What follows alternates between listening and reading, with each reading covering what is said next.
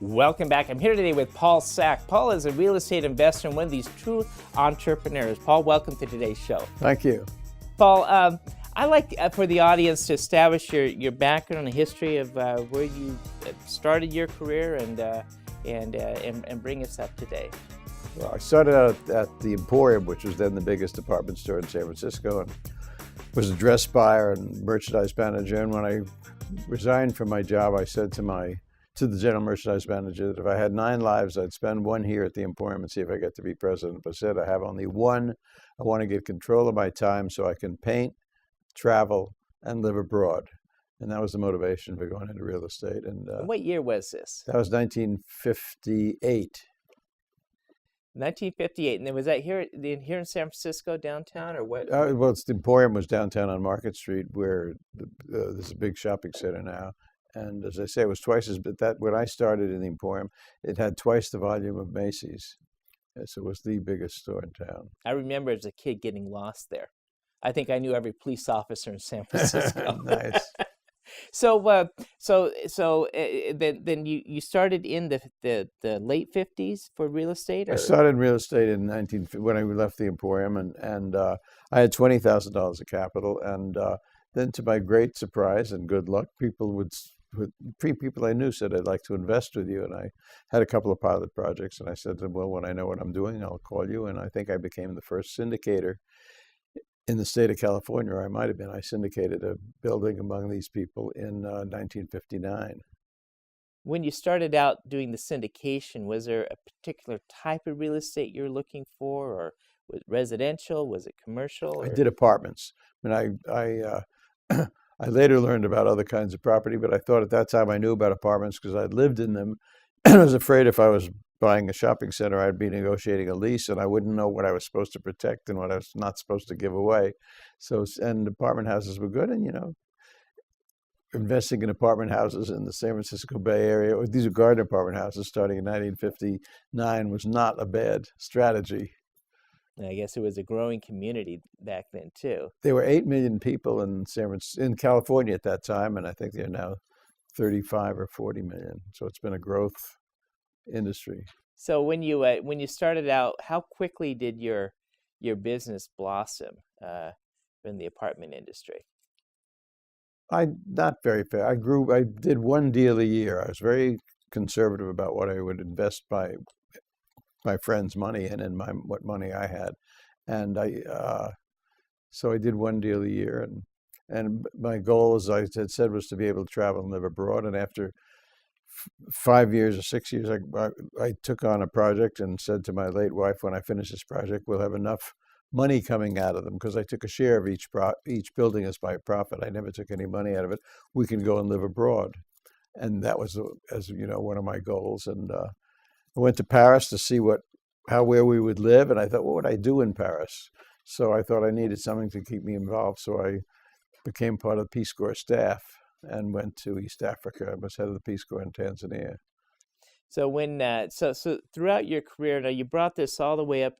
Was there a name of did you incorporate into a large business or start to syndicate at a certain time, or? Each building was its own limited partnership, and we lumped them once in a while, calling them SAC properties if someone wanted a name for them, but there was no entity that they all had in them. And then, of course, when I came back from the Peace Corps, I went to Berkeley and got a PhD in the economics and politics of development, and at the end of that, we started RREEF, which was to invest money for big pension funds in real estate rather than just friends, and that got quite large.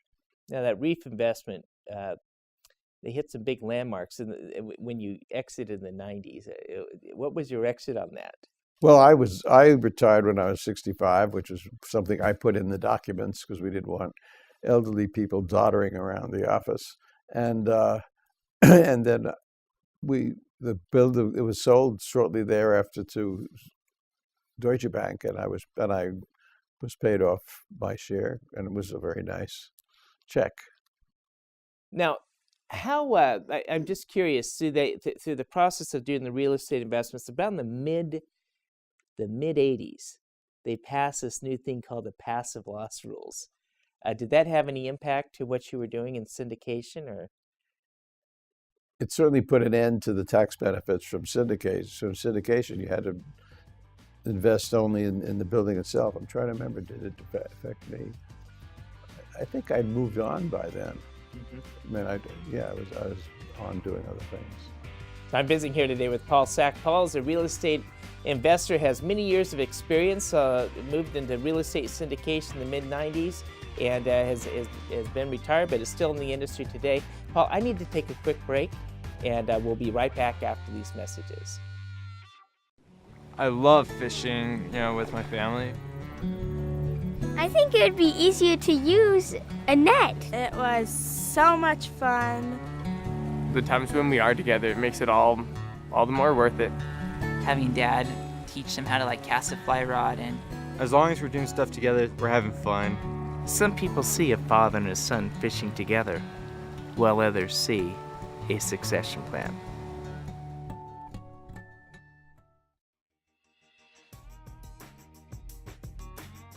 Welcome back. I'm here today with Paul Sack. Paul's a real estate investor and an entrepreneur. He's been focused on real estate investment in the Bay Area, started in the mid-50s. Great time. I guess California was still small and expanding. Paul, you retired in the mid-90s, and retirement is just a word, right? I think you still stayed involved in the industry. But when you're looking at a piece of property, and let's say I'm starting today and I want to go buy a piece of real estate, how do I know a good property from a bad property? Is there a formula that you would follow? Well, my thing was garden apartments with real gardens. I think you can tell pretty easily whether it's a good location or a poor location by who's living around it and what it looks like. If there's a lead smelter across the street, you should probably avoid it. And then I look at floor plans. When you learn what a good floor plan looks like, you walk into the apartment, the first door you open should be the closet door, not a bathroom, and things like that.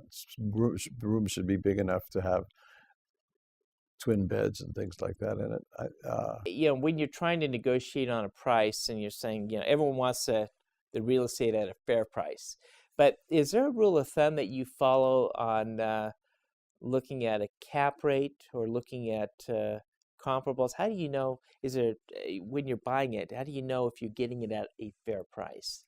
I used to worry a lot about the cap rate and the return, and I remember buying a building in Mountain View in the early 70s. It was brand new. It had been foreclosed by a bank. Actually, we were buying it from the bank, and I agonized over whether I should get an 8% return or a 7% return. That's where cap rates were at the time.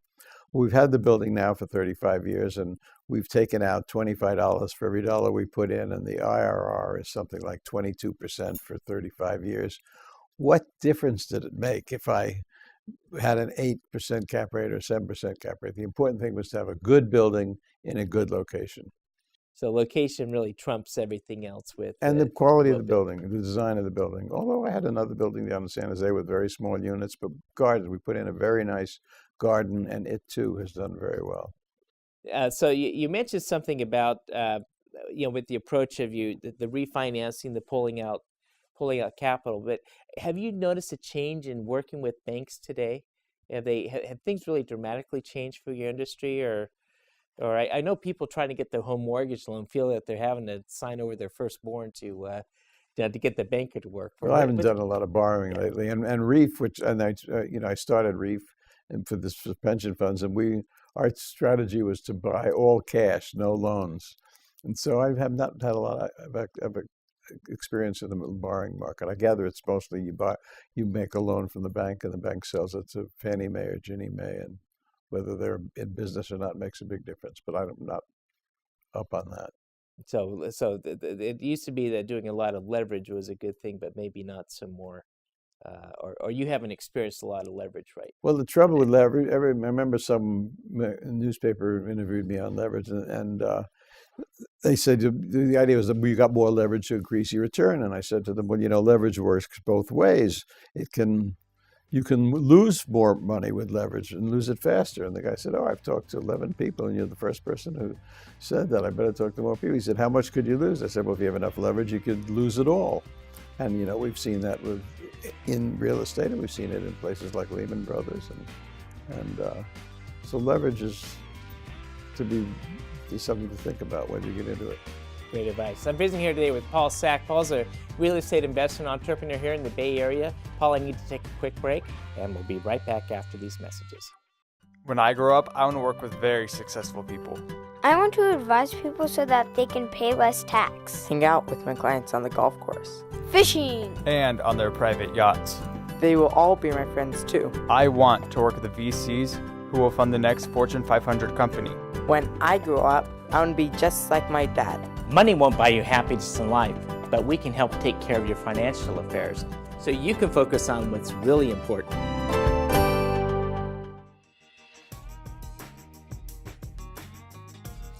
So I've been visiting here today with Paul Sack. Paul's a real estate investor entrepreneur and retired in the mid-90s. A remarkable career in working with families on garden apartments around the Bay Area. But after you did your exit strategy from the large syndicated, I guess RREEF, it's I think commonly known.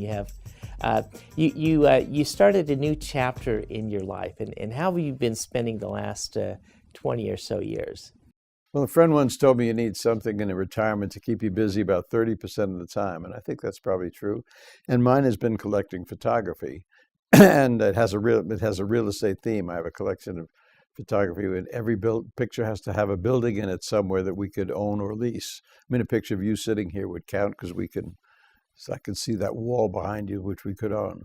And I now have about 2,800 pictures in the collection, and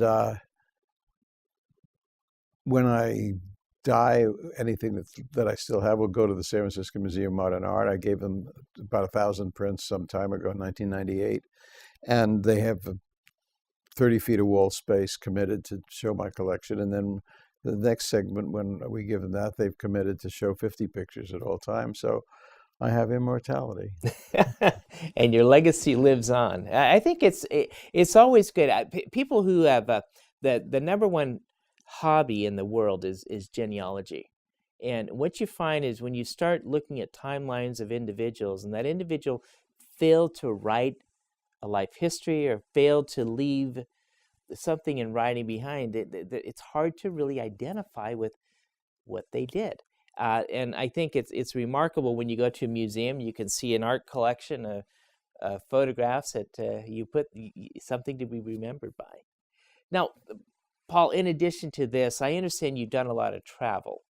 One of my goals for going into real estate, as I said, was to be able to travel. And my late wife and I took a month off twice a year to go somewhere just for pleasure. And then, of course, in the International Executive Service Corps, I've been in places like Borneo and Alexandria, Egypt, and Malawi, helping local developers develop housing, which has been a very good way to learn about the world. And I think when you get overseas, you see the United States from abroad, and it gives you a little more insight into our own culture. How is it going into the undeveloped countries, and what type of impact has that brought to you personally? I hope I've done some useful things, but I think like everyone else in the Peace Corps, we always feel we got more out of it than we were able to give. I mean, I did get out of it a knowledge of myself, a knowledge of our country, and insights into how the world operates and the goals of other people. Now, you did what? You've done 7 assignments with the Peace Corps? I was in the Peace Corps for 2 years as country director in Tanzania, and then I was in charge of programming for the whole Peace Corps in Washington for 2 years. But the International Executive Service Corps has sent me to 7 different places to be an unpaid consultant to local developers. In most cases, it was real estate for me. In one case, it was shopping centers, because I have some experience in that field too. So, Paul, I understand that you had an assignment over in Tanzania, and for the listeners here, what was a typical day like doing a service mission in Tanzania? Well, I would spend 1 week in Dar es Salaam and then 1 week on the road visiting Peace Corps volunteers. And in Dar es Salaam, I worked with the people in the civil service about finding good jobs for future volunteers, because every Peace Corps volunteer is there for only 2 years, so you have to program new jobs. And on the road, I visited volunteers, and with my regional directors. I had 4 regional directors around the country. And in the course of visiting the volunteers, conversations would come up, questions would come up, and it was my way of not only answering the question and putting my imprint on the answer, but it was a way to train my associate directors without actually doing so, because they could hear my answers and they could accept them or reject them, I guess, but at least they knew what I was thinking and the way I thought things should be handled. Did you find that how did the political environment compare to the U.S. when you're trying to do development and land use permits, and was it much different? Well, in Tanzania, I wasn't developing anything, and it was in February of 1967 they made a declaration for socialism, and I actually went and talked to the president of the country and said, where do Peace Corps volunteers from a capitalist country fit in? And he said, your program will continue, but it actually kind of dribbled out for a few years after that. The U.S. government held up Kenya at that time as an example of capitalist development and was very anti-Tanzania. Tanzania was supposedly a Chinese project. And of course, today there are no Peace Corps volunteers in Kenya because Kenya is an unsafe and difficult place. And Tanzania has succeeded as a welcoming, wonderful place for Peace Corps and other people, other volunteer organizations to operate. Do you have any more aspirations to continue on taking assignments with the Peace Corps? Or what are the things, when you look at life right now, the things that you have not done that you wish to do? You know, I'm in a stage, I'm 87 years old, and I'm in a stage when things are winding down, and I'm enjoying every day as I do it, and I like to travel, and I'm not planning on new things and establishing any new things. When you're looking at the timeline now, if you have advice for a person just starting into their career, wanting to go into real estate, any advice for them? I would say that the world is going to change so much in your lifetime that you should be educated and prepared for change. I mean, I have an MBA, and I think it's been invaluable to me in being able to move not only from company to company or activity to activity, but industry to industry. And a young person today has got to realize that there are going to be industries coming in the future that don't exist today. There were no computers when I went to business school. They told us it's not worth punching the IBM card unless you use it 3 times. How does that sound for obsolete? Good advice. I've been visiting here today with Paul Sack. Paul's a real estate investor and entrepreneur, and in later years after retirement, taken several assignments and doing humanitarian work. Paul, thanks for being on today's show. Pleasure. Thank you.